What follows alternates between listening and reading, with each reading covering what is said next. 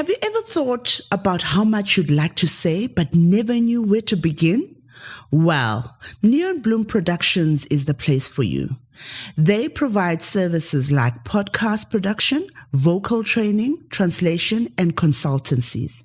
They've produced a number of super diverse and up-and-coming podcasts within Africa. Go to www.neonbloom.co.za for more information and awesome podcasts, including this one.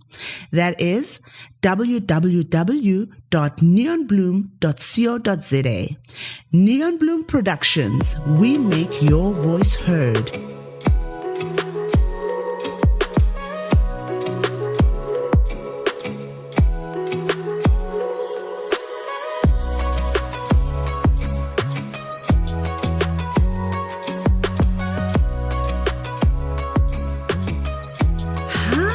Everybody, welcome to my podcast, Black Women Business. If this is the first time that you're joining us, welcome. I'm Nokuthula Mgwebile, and this podcast is about being black, being a woman, and being in business, or trying to be any of the three. Okay, so today it's episode 8, and we're doing a very interesting topic, finances. The reason why I go into this topic is because I've been getting floods of questions about finances. People have been asking from right at the beginning about finances of the business, personal finances. Now, quick, guys, 2 disclaimers. Firstly, I'm not a financial advisor, so I'm purely speaking about my journey and what I have found to work and not work. So that is what I'm going to share today. Secondly, so now, because we've been working with Neon Bloom, we have been exposed to different platforms for this podcast. So the podcast is available in various platforms, including YouTube. So don't be afraid if you see it's only a few views on the YouTube. It's because most of the people have gone through to other different platforms. So I'm very glad and very honored that you guys are still following through. Nonetheless, let's go, guys. So today I will be covering finances under the heading personal versus business, build your credit, cash flow, the big beast. 4 is stokvel, and 5, take accountability, damn it. Okay. Yeah, so I'll be covering those 5 for today under finances. Personal versus business. Guys, a lot of people have been asking me, what do I really mean when I say separate your personal finances from your business finances? It's pretty straightforward, and I think it will be easy for you to understand. When you are transacting for the business, please have a separate bank account for the business and have your own account for your personal things. So what I'm trying to say is when a customer buys from you, even if they pay cash or even if they do EFT, you must deposit that money into your business bank account, guys. Everything that comes from the business must be put into the business bank account. And you do have your own personal bank account, that's okay.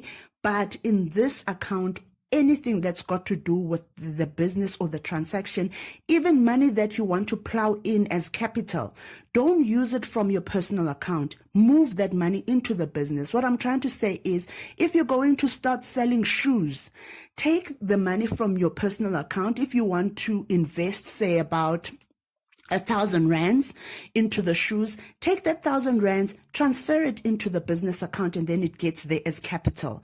And then you go and stock with your 1,000 rands, go and buy from that account whatever stock it is. And when you do sell and you come back with your 2,000 rands from that money, deposit it back into the business bank account.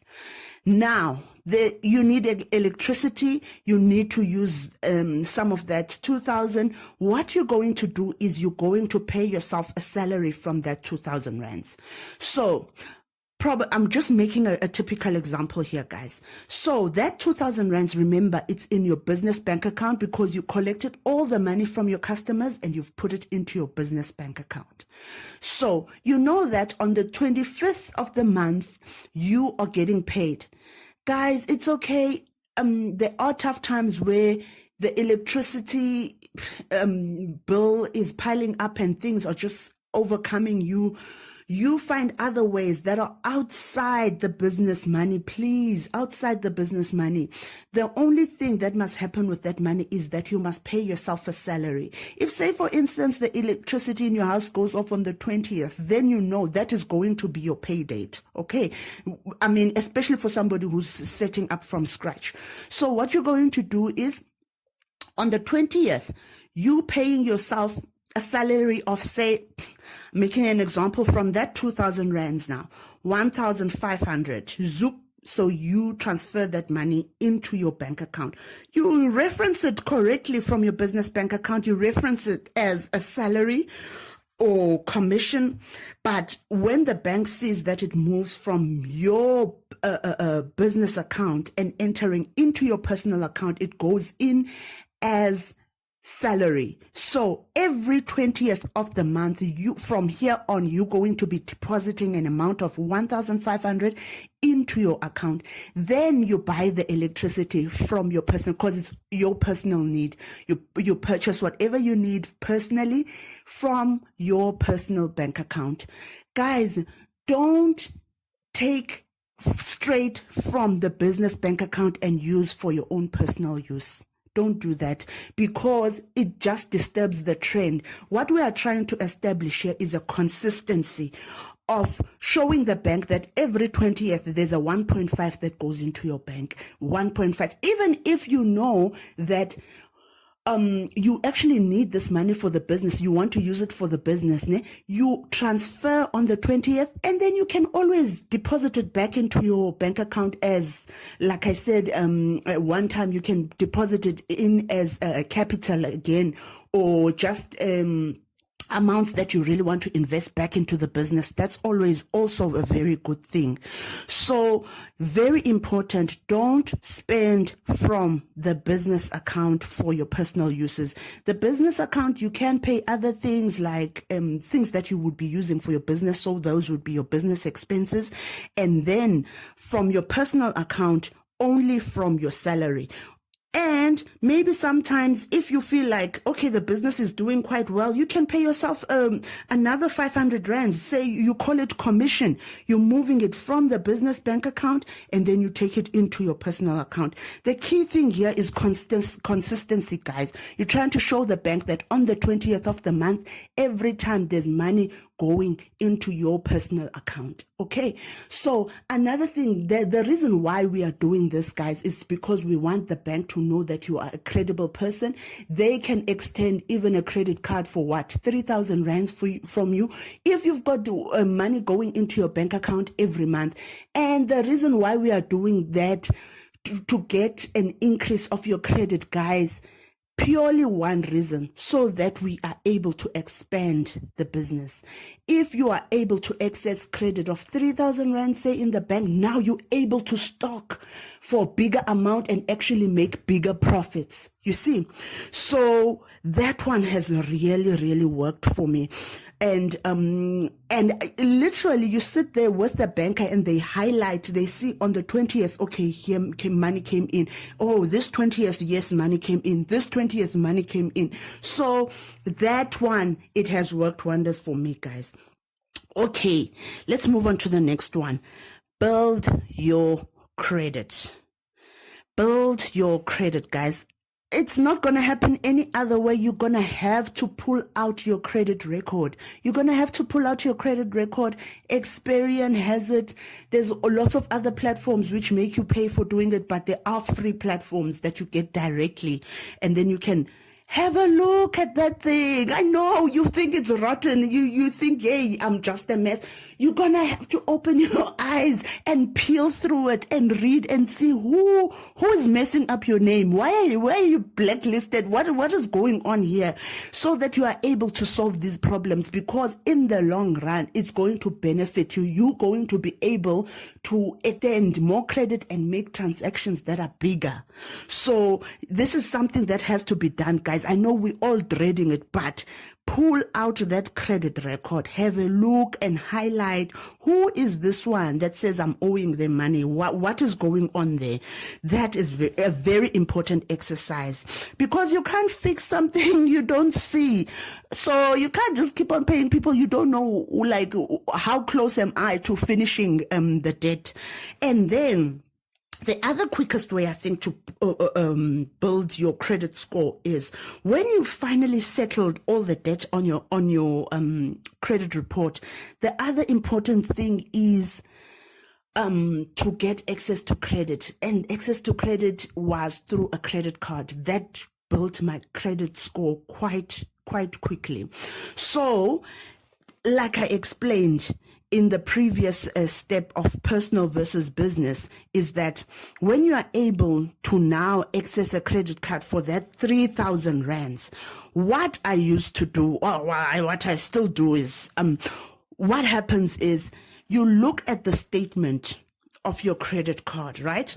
So you know that the statement, they're going to give it to you roughly, I'm just making an example. These dates, they do differ. So they make it, say for instance, they will give it to you on the 15th of the month. So 2 days before that, say about on the 13th of the month, you must know that that credit card money which you've used on a transaction must be back in there by the 13th let it stay in there to the 15th of the month, and then you can start transacting as soon as they hand you your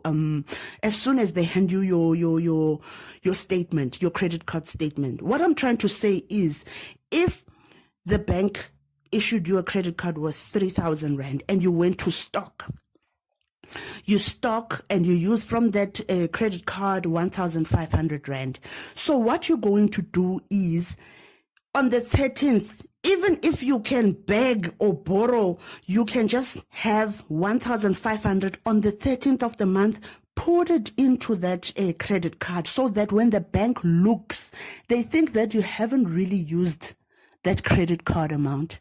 So they're not going to charge you all these hefty interests. And also another thing, they start thinking that you are somebody that doesn't really need the money. So that made our credit score go a little bit higher, because now the bank thinks that we are borrowing money that we don't even need. So what is needed here is that you guys, if you say you are issued this credit card, is to not really, guys, let's get away from that whole thing of, if you've got credit, it's time to just blow the money. You don't even know what you're doing. You are messing up. Don't mess up. You know, this reminds me of my dad when I was young, and he got an approval from one of the stores to go and do Christmas shopping. We get so excited. You get a SMS saying that he's been approved for 3,000. That time he goes and yeses, we go and fetch a car. We fetch a car. We drive to the shop. I take all the clothes that I want. Over 3,000 rands. Some of the clothes are even returned. They say, no, you're over. So I have to return some of the clothes. That 3,000 rand is finished in one day. Guys, no, let's get away from those horrible habits. It's terrible habits. So, let's move on. Oh my God, this one. Ish. The third one, which is cash flow. Cash flow is the big elephant in the room, guys. Cash flow is that beast. Don't look at your friends, Uti Bayak Monela. Don't look at makhulu wase next door or wherever and say they are bewitching you or whatever. This is the one. This one, cash flow. That's the one. That's the one that's gonna catch you up. Yes, the cash flow is the one that will gobble you up. Okay, guys, what do I mean by cash flow? So I'm trying to say it's the money that is coming in and out of your business. Remember, you've got things that you must pay in your business.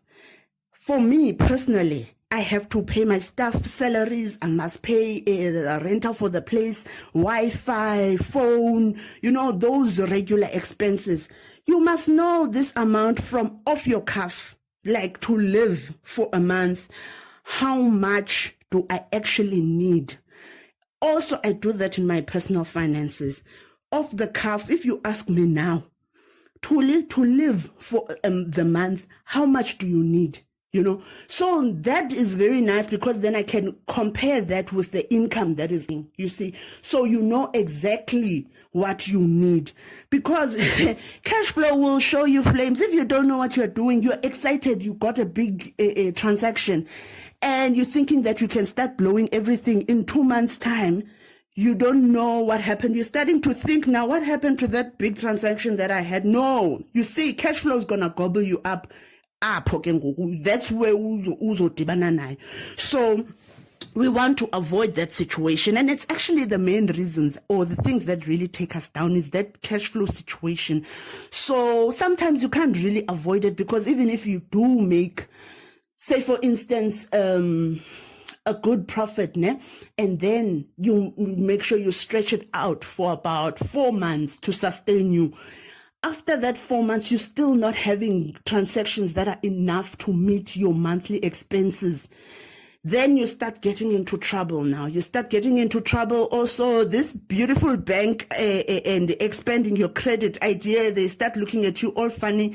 Now, this ship looks like it's going to sink, but it does prevail most of the time. Yeah, it does prevail. So this is the one that gives us sleepless nights, guys. Hey, like Nama actually recently found myself in that very unfortunate situation, because things sometimes they don't work out the way you planned. Even though you do have big transactions to carry you, then that wonderful client or customer that you've got a long contract with that pays a bulk of your money actually now it pays late. You see, that's a problem, because then if that person pays late, your salary, and you can't say to your employees, no, it's none of their business. You need to make sure that you can't say to your landlord, firstly, they don't even believe you. So, your Wi-Fi, your phone, your things that will start getting cut out. So, that's a major one, and really to look forward for. Here, guys, into non-Koeberg is just to really know your numbers. You must know your numbers, because if we are years per month and you need 5,000 kuze ngizokwazi ukukavarisha yonke into apha, then you are safe. And you know that if ungene imali engange 6,000, so at least I'm covered for the month. The rest is for next month and.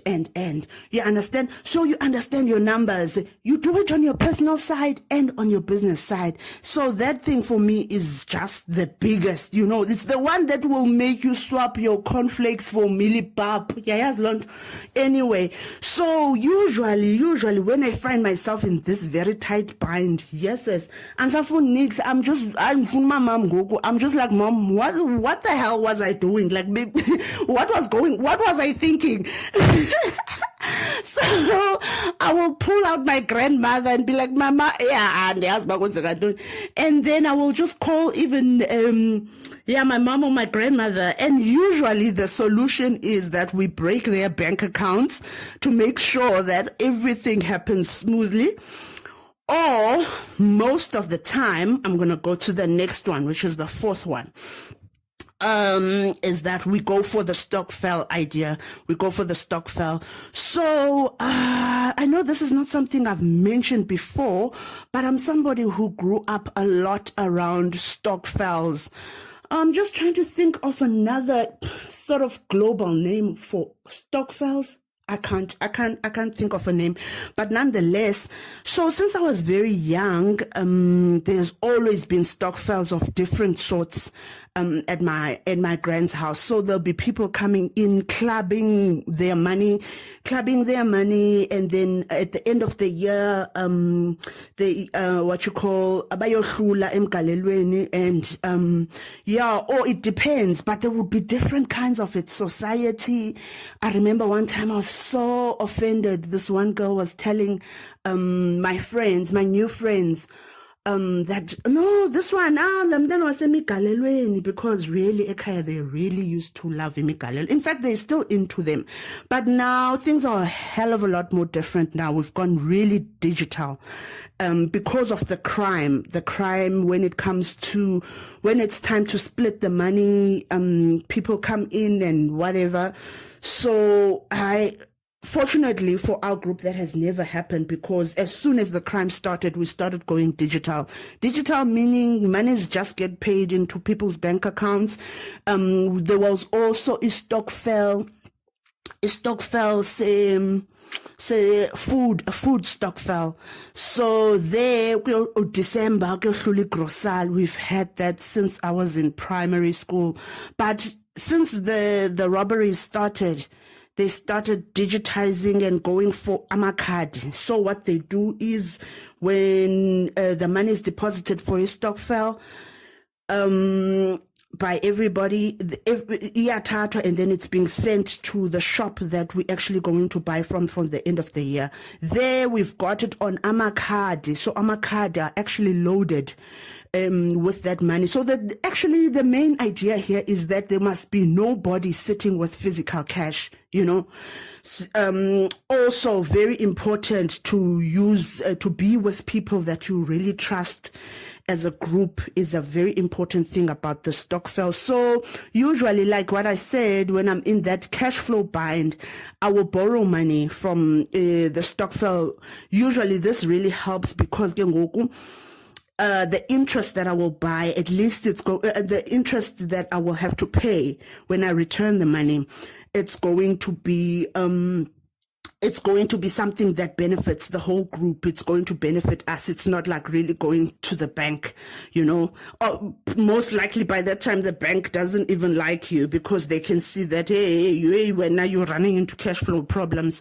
And I really take to heart what Vusi Tembekwayo said on one of his talks, because really, I feel like, I think our group for Stokvel, when it comes to umakhulu, starting Stokvel so early when they were not popular. I mean, I think we really should have covered some big ground by now, a lot of ground, because, I mean, it's been so consistent and it's still in existence, and it helps me when I'm in a bind. So, I mean, but I can really commend the work that was done there, because the digitization is a big deal, because the crime, I also read very recently that somebody, there's different types of these stokvels. Sometimes it's like everybody just sends money to the same person. So and then the criminals will find out that this person is the one with the money, and they think they're going to come and collect hardcore cash, But obviously these days things are very digital.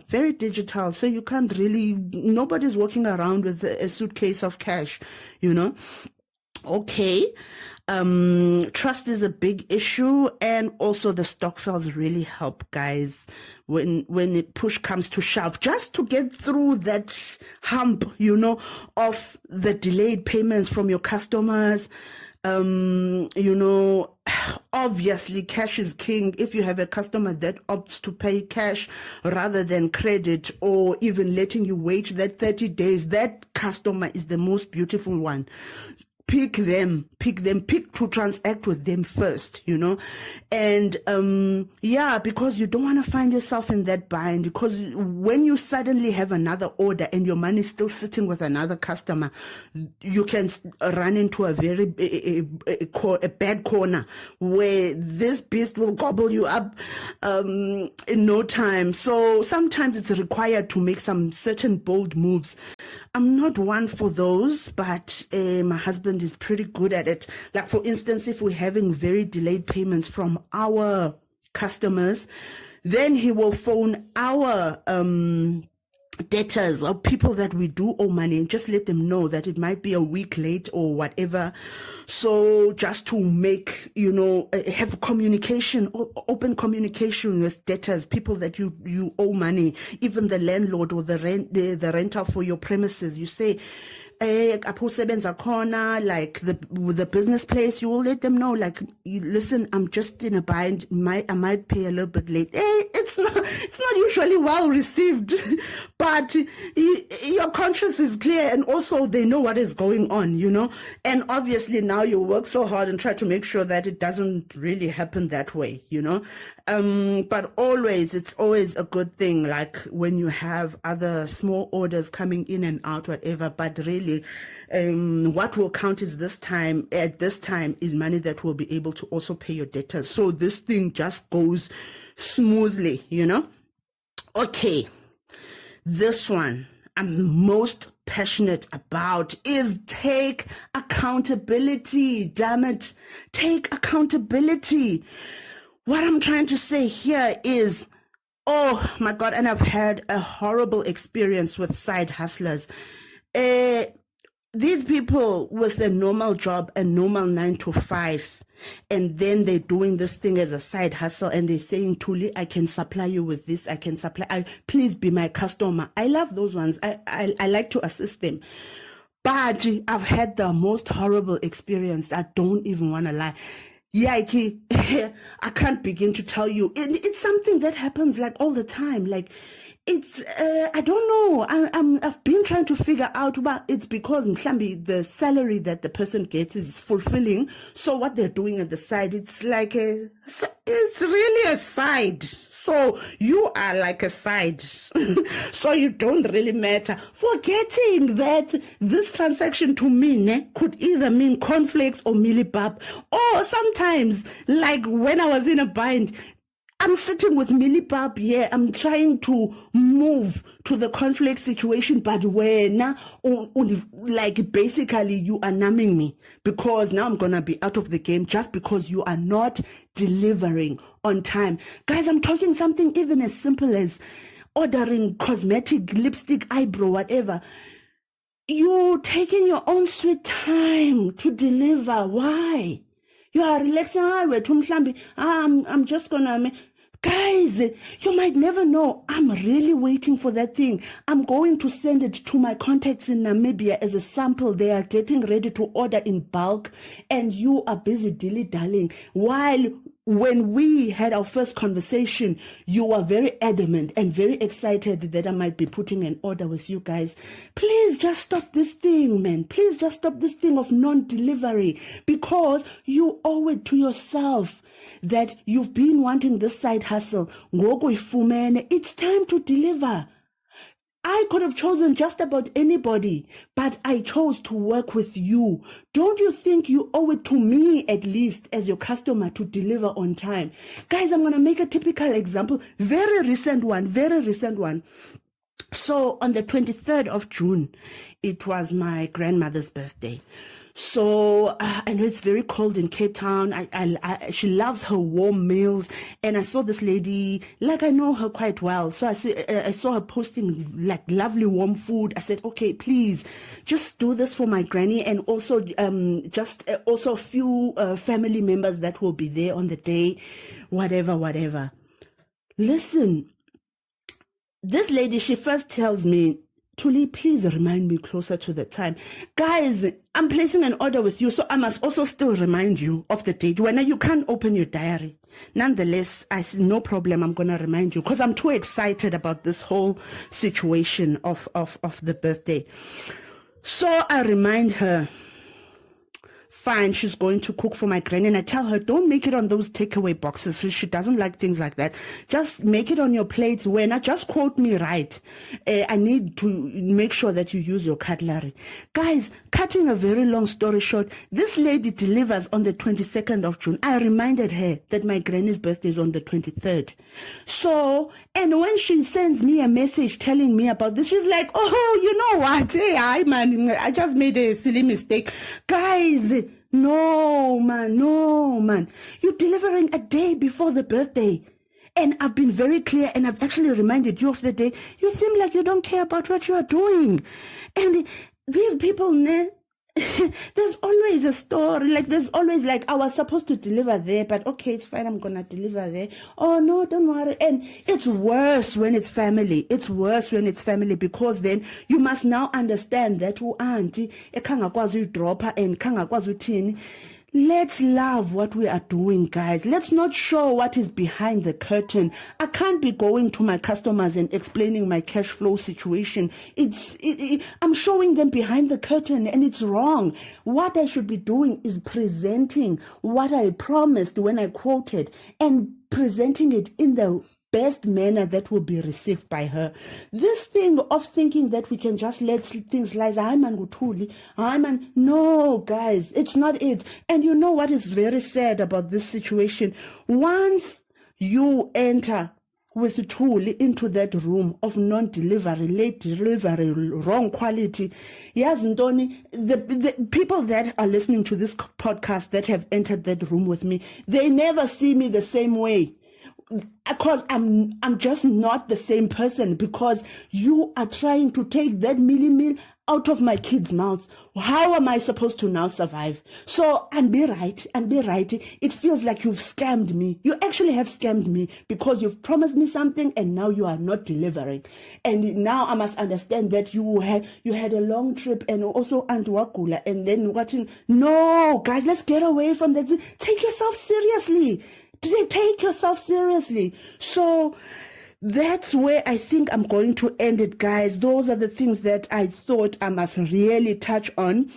I look forward to more in-depth questions, but otherwise, those are the things that I think we should really, really look into when it comes to finances. I really enjoyed it. I really enjoyed this one. Thank you very much. Goodbye.